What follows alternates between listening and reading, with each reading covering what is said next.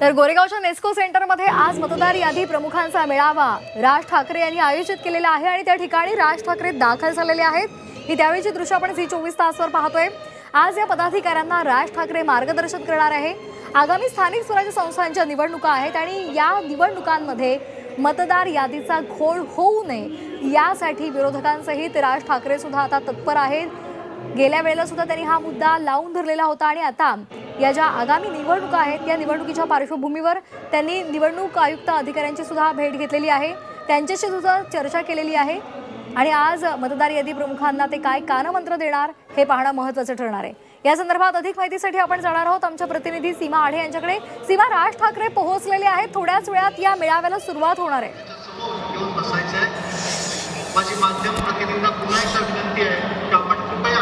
नक्की श्वेता, काही वेळात मनसेच्या या मेळाव्याला मतदार यादी मेळाव्याला काही वेळात सुरुवात होणार आहे। राज ठाकरे तर पोहोचले, सोबतच पदाधिकारी हे मोठ्या संख्येने या ठिकाणी दाखल होण्यास आता सुरुवात झालेली आहे। आजचा मेळावा हा अतिशय महत्त्वाचा आहे निवडणुकीच्या पार्श्वभूमीवर, त्यामुळे सगळ्यांचं लक्ष लागलेलं असताना आता जे मनसेचे मुंबईतील म्हणजे MMR रिजन मधले जे पदाधिकारी आहेत, BLO आहेत, ते आता या ठिकाणी दाखल होण्यास सुरुवात झालेली आहे। खरं तर कालपासून या मेळाव्यासाठी मोठ्या प्रमाणात जोरदार तयारी सुरू होती आणि आता काही वेळात राज ठाकरे या स्टेजवरती येतील आणि पदाधिकाऱ्यांना संबोधित करायला सुरुवात करतील। सगळे आतुर आहेत की अजून कोणते मुद्दे राज ठाकरे मतदार यादी संदर्भात मांडतील आणि पुढची भूमिका नक्की पक्षाची काय ठरवतील। काही पदाधिकाऱ्यांशी, काही नेत्यांशी आपण बातचीत केली, त्यांचं असं म्हणणं आहे की मोठ्या प्रमाणात घोळ आहे, त्यामुळे राज साहेब आम्हाला जे आदेश देतील त्या आदेशानुसार आम्ही लगेचच कारवाईला सुरुवात करणार आहोत। या निवडणूक यादीसह आम्ही आगामी काळात होणाऱ्या निवडणुकीला सामोरे जाणार नाही, त्यामुळे राज ठाकरे जो निर्णय घेतील आणि जे आदेश देतील त्यानुसार आम्ही लवकरात लवकर कारवाईला सुरुवात करू अशी आक्रमक भूमिका आता नेत्यांनी सुद्धा द्यायला सुरुवात केलेली आहे। आपल्याला माहिती आहे आजचा जो मेळावा आहे तो मतदार यादी संदर्भात तर महत्त्वाचा आहेच। मागील काही दिवसांपासून महाविकास आघाडीतील घटक पक्ष सोबतच मनसे हे जे पक्ष आहेत ते शिष्टमंडळ राज्य निवडणूक आयोगाच्या भेटीला गेलेलं होतं। अनेक मुद्दे राज ठाकरे यांनी मांडलेले होते। राज ठाकरे यांनी वयाचा जो मुद्दा मांडलेला होता तो अतिशय महत्त्वाचा होता। त्यांनी असं म्हटलं होतं की मुलांची वय कमी आणि मुलांचं वय जास्त आणि वडिलांचं वय कमी असा मोठ्या प्रमाणात घोळ जो झालेला होता, एक मोठी बाब त्यांनी समोर आणून दिलेली होती, त्यामुळे असे अनेक मुद्दे होते। त्यामुळे आजच्या मेळाव्याकडे सगळ्यांचं लक्ष लागलेलं आहे। आज काही पुरावे राज ठाकरे देतात का, कारण आधी तर काही पुरावे विरोधकांनी दिलेलेच आहेत, मात्र राज ठाकरे आज काही पुरावे देतात का, निवडणूक आयोगाला काय नक्की इशारा देणार, सोबतच पक्षाची पुढची भूमिका काय ठरणार आहे हे सुद्धा पाहणं महत्त्वाचं असेल। राज ठाकरे सोबतच विरोधकांचं असं म्हणणं होतं की जर या मतदार यादीमध्ये एवढ्या मोठ्या प्रमाणात घोळ जर असेल, गोंधळ जर असेल तर या मतदार यादीसह आपण या निवडणुकीला सामोरे जाऊ शकत नाही आणि जर तुम्हाला याच मतदार यादींसह निवडणुकीला सामोरे जायचं असेल तर निवडणूक घेऊ नका, तुम्ही थेट निवडणूक जाहीर करून टाका असं विरोधकांनी म्हटलेलं होतं। त्यामुळे याच मुद्द्यावरून जे विरोधक आहेत ते आक्रमक आहेत, राज ठाकरे मात्र अधिक आक्रमक असल्याचं आपल्याला त्या बैठकीत सुद्धा पाहायला मिळालेले होते आणि आता एकाच मुद्द्यावर जे ते मेळावा घेत असतील तर अर्थात मोठ्या प्रमाणात या मुद्द्यावरती चर्चा होण्याची शक्यता वर्तवली जाते। राज ठाकरे हे आजही आक्रमक भूमिका या संदर्भात मांडू शकतात, सोबतच जे त्यांचे BLO या ठिकाणी उपस्थित आहेत त्यांना देखील आदेश देतील की पुढे कशा पद्धतीनं मतदार यादींवरती लक्ष ठेवायचं आहे, ज्या ज्या ठिकाणी घोळ असेल त्या त्या ठिकाणी पक्ष म्हणून, पदाधिकारी म्हणून नक्की काय भूमिका घ्यायची आहे या संदर्भात ते आज पदाधिकाऱ्यांना संबोधित करतील। मोठ्या संख्येनं MMR रिजन मधले जे पदाधिकारी आहेत ते या ठिकाणी दाखल होण्यास सुरुवात झालेली आहे। मुंबई महानगरपालिकेकडे सगळ्याच पक्षांचं विशेष लक्ष लागून आहे, त्यासाठी राज ठाकरे यांचा मनसे पक्ष मोठ्या ताकदीनं मैदानात उतरलेला आहे। त्यामुळे ज्या ज्या शंका आहेत त्या शंकेसह आम्ही या निवडणुकीला सामोरं जाणार नाही अशी भूमिका तुर्तास तरी आपल्याला या पक्षांची पाहायला मिळते। त्यामुळे राज ठाकरे यांच्या भाषणाकडे सगळ्यांचं लक्ष लागून आहे। अगदी सीमा, अशाच आमच्यासोबत जोडलेल्या राहा, आपल्यासोबत जोडल्या गेलेल्या आहेत आता आपल्या प्रतिनिधी मनश्री पाठक ज्या स्वतः गोरेगावच्या नेस्को सेंटरमध्ये आहे। मनश्री, कशा पद्धतीचं चित्र सध्या तुम्हाला तिथे दिसतंय, कारण अनेक महत्त्वाचे मुद्दे आहेत, मतदार याद्यांमधला घोळ आहे, त्याचबरोबर दुबार मतदानाचा मुद्दा आहे, EVMचा मुद्दा आहे, या सगळ्या मुद्द्यांवर आज राज ठाकरे भाष्य करतील असं सर्वांना वाटतंय। काय गानमंत्र देणार याकडे सुद्धा सर्वांचं लक्ष लागलंय। सध्या ज्या व्यासपीठ राज ठाकरे फटाके व्यासपीठाच्या बाजूला मी आहे आणि हे व्यासपीठ आपण दाखवूयात। की निवडणूक आयोगाच्या बैठकीनंतर मतदार याद्यांमध्ये कशा प्रकारे घोळ केला जातोय किंवा कशा पद्धतीने अनेक मतदार बनावट आहेत अशा तक्रारी खरं तर अनेक पदाधिकाऱ्यांकडून करण्यात आलेल्या आहेत. आणि याच ठिकाणाहून आता याच व्यासपीठावरनं राज ठाकरे हे आपल्या पदाधिकाऱ्यांना मार्गदर्शन करतील. मतदार याद्यांमधला जो घोळ आहे तो कसा निस्तरायचा किंवा त्याच्याबाबतच्या ज्या तक्रारी आहेत त्या कशा आपण पोहोचू शकतो निवडणूक आयोगापर्यंत, या पद्धतीचं मार्गदर्शन आज राज ठाकरेंकडून केलं जाऊ शकतं. आपल्यासोबत काही मनसेचे पदाधिकारी आहेत, यशवंत किल्लेदार आपल्या सोबत आहेत आणि आपण त्यांना विचारणार आहोत की राज ठाकरे आज नेमकं काय मार्गदर्शन करू शकतात. यशवंतजी, मला सांगा की राज ठाकरे आज व्यासपीठावरनं, म्हणजे एकतर दिवाळीचे दिवस आहेत त्यामुळे कदाचित जोरदार राजकीय आतिषबाजी होण्याची देखील शक्यता आहे. नाही, खरं तर आज गटाध्यक्ष आणि BLA म्हणजे बूथ लेवल एजंट जे आम्ही नेमलेत त्यांना मार्गदर्शन करण्यासाठी राज ठाकरे साहेब आज इकडे संबोधित करतील. त्या मार्गदर्शनामध्ये हाच मुद्दे आहेत की जे निवडणूक आयोगाकडे आपण सामोरे आणले, म्हणजे निवडणूक मतदार यादीमध्ये जे काही प्रचंड प्रमाणात घोळ आहे, मोठ्या प्रमाणात बोगस मतदार नोंदणी झालेली आहे, ती 1 to 1 मॅन टू मॅन घरोघरी जाऊन चेक करणं, तो त्याचा एक अहवाल तयार करणं, त्याच्यामुळे बोगस किती आहेत, दुबार किती आहेत, शिफ्टेड किती आहेत, मयत पावलेले किती आहेत, या सगळा इत्तंभूत त्याची त्रुटी ज्या आहेत त्या सगळ्या अहवालाच्या माध्यमातून बूथ लेवल एजंट पक्षाकडे देतील आणि ती माहिती निवडणूक आयोगाला पुन्हा सादर केली जाईल.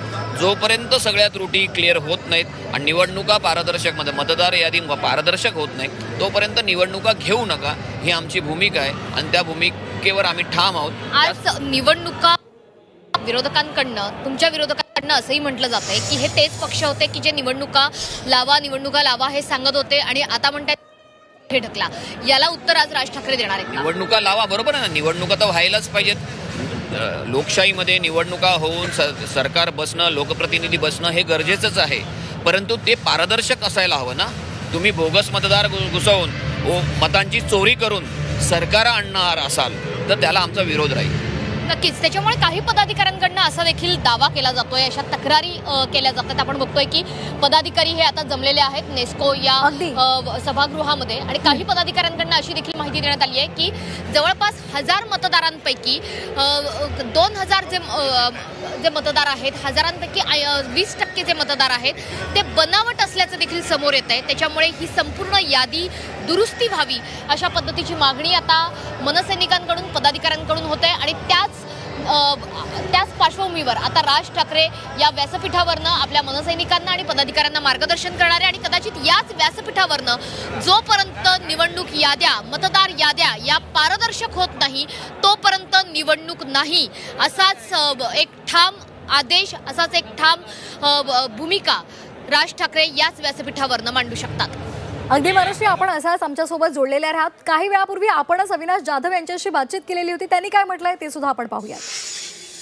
ऐन दिवाळीत आता मनसे अध्यक्ष राज ठाकरे आपल्या पदाधिकाऱ्यांचा मेळावा घेत आहेत आणि अर्थातच विषय आहे तो म्हणजे निवडणूक आयोगाने चौकशीचे आदेश दिल्यानंतर आता मतदार याद्यांमधला घोळ नेमका कसा सोडवायचा आणि यावर लक्ष कसं ठेवायचं याविषयी राज ठाकरे आपल्या पदाधिकाऱ्यांना मार्गदर्शन करतायत. आपल्या सोबत अविनाश जाधव आहेत. मला BLA नेमायचं काम दिलं होतं ते आता आम्ही बऱ्यापैकी उत्तमरित्या नोंदवलेलं आहे, केलेलं आहे, बरोबर.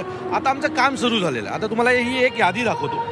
ही यादी नालासोपाराची आहे. एका बाईचं नाव एक वेगवेगळ्या आयडीवर, म्हणजे प्रत्येक मतदाराला एक आयडी असतो, वेगवेगळ्या आयडीवर 8 वेळा नाव आहे त्या बाईचं, म्हणजे 8 मतदार झाले. हे जर अशा प्रकारे निवडणूक आयोग काम करत असेल तर कसं काय तुम्ही म्हणताय की आम्ही 100 कोटी मतदार यावेळेला भाग घेणार मतदानामध्ये, आणि अशा जर खोट्या याद्या असतील तर ते 100 कोटी होऊ कसे शकतात ना.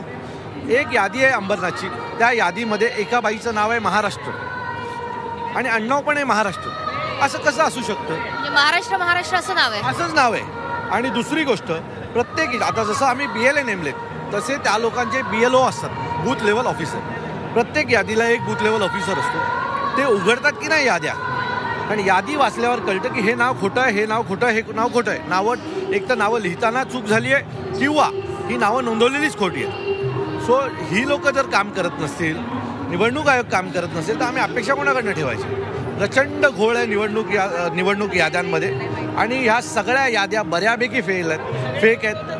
800 मतदारांपैकी 200-250 मतदार यादीतले भेटतच नाहीत. मला खात्री आहे की राजसाहेब आज जो काही BLAना मार्गदर्शन करतील तशा प्रकारचं काम प्रत्येक वॉर्डात, गल्ली गल्लीमध्ये, सोसायट्यांमध्ये होईल आणि यातून प्रचंड मोठ्या प्रमाणात बोगस मतदार पकडला जाईल.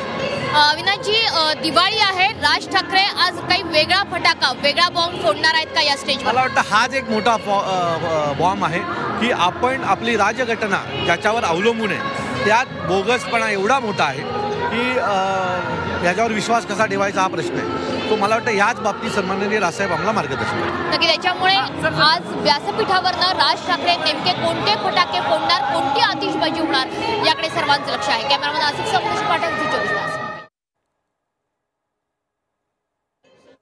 आपण पुन्हा एकदा जाणार आहोत आमच्या प्रतिनिधी सीमा आढे यांच्याकडे. सीमा, मोठ्या प्रमाणात इथे त्यांचे कार्यकर्ते, पदाधिकारी आलेले दिसत आहेत, काय सध्याचं चित्र आहे? नक्कीच माझ्या मागे जर बघितलं तर मोठ्या प्रमाणात मनसे या पक्षाचे म्हणजे MMR रिजनमधले जे पदाधिकारी आहेत ते या ठिकाणी मोठ्या संख्येनं दाखल झालेत. या संपूर्ण हॉलमध्ये आपण पाहू शकतो मोठ्या प्रमाणात कार्यकर्त्यांसाठी आसन व्यवस्था करण्यात आलेली होती. आता एक एक करणं मोठ्या संख्येनं कार्यकर्ते दाखल होण्यास सुरुवात झालेली आहे. काही वेळात या मेळाव्याला सुरुवात होईल आणि राज ठाकरे नक्की काय बोलतात त्यांना ऐकण्यासाठी दिवाळी असून सुद्धा आपल्या घरातून हे जे कार्यकर्ते आहेत, महिला असतील, मोठ्या संख्येनं बाहेर पडल्याचं पाहायला मिळतंय. खरं तर दिवाळीनिमित्त नेते हे जे कार्यकर्ते आहेत किंवा पदाधिकारी आहेत ते येणार का असा एक सवाल उपस्थित केला जात होता. मात्र उत्साह जो आहे तो कायम आहे आणि प्रश्न मोठा आहे, मुद्दा मोठा आहे. यासाठी दिवाळीच्या निमित्तानं देखील लोक मोठ्या प्रमाणात बाहेर पडलेली आहेत आणि आज यांच्याकडनं काही मुद्दे खरं तर उपस्थित केले जातात का, काही शंका यांच्याकडनं देखील उपस्थित करण्यात येणार का हे पाहणं महत्त्वाचं असणार आहे. राज ठाकरे तर बोलतीलच, मात्र या BLO कडनं सोबत जे पदाधिकारी आहे ज्यांच्यावरती मतदार यादींवरती लक्ष ठेवण्याची जबाबदारी पक्षाकडनं दिली गेली आहे. आतापर्यंत त्यांनी काय काय काम केलेलं आहे, त्यांना काय काय घोळ सापडलेत या संदर्भात यांच्याकडनं काय प्रतिसाद दिला जातो का या मेळाव्यामध्ये हे सुद्धा पाहणं महत्त्वाचं असेल. अगदी सीमा, धन्यवाद तुर्तास दिलेल्या या सविस्तर माहितीसाठी.